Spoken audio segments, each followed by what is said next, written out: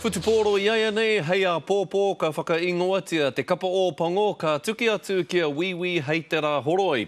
Ko ia te tākoro nui mo te kapa o Aotearoa I roto I tō rātou puna. Nā whai anō kua puta ake nei te wero a tētahi toa tākoro Māori o mua ki te kapa, arā kia tukuna te rārangi toa ki te mura o te ahi I nei atonu nei, kei whati te kaupapa. He kōrero aki mai tētahi kāpene o mua ki te kāpene o pango o te wā.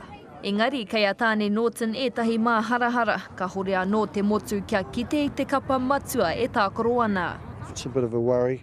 A lot of us like to see the best team out by now. I think they're making it harder for themselves to pick that team the further we go because they're all performing okay, but it's about time we saw the number one team, I think.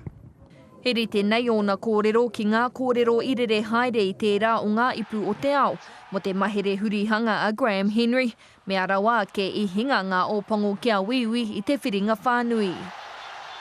Ko te wawata o Norton, e kore anoa muri e hokia.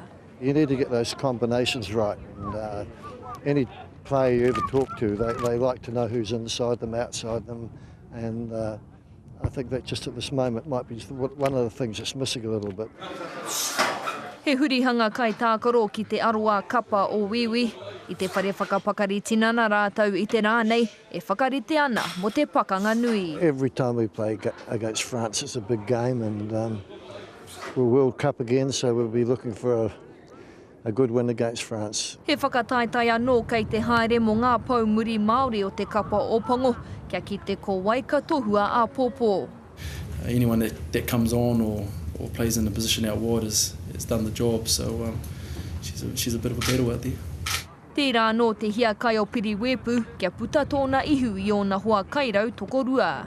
Definitely keen to get an opportunity to start. Jimmy and Andy have had the opportunity, so hopefully I get my chance. Hei te ata a pōpō ka whakaingoatia ngā kai tākoro o te kapa. Irina Smith, Te Karere.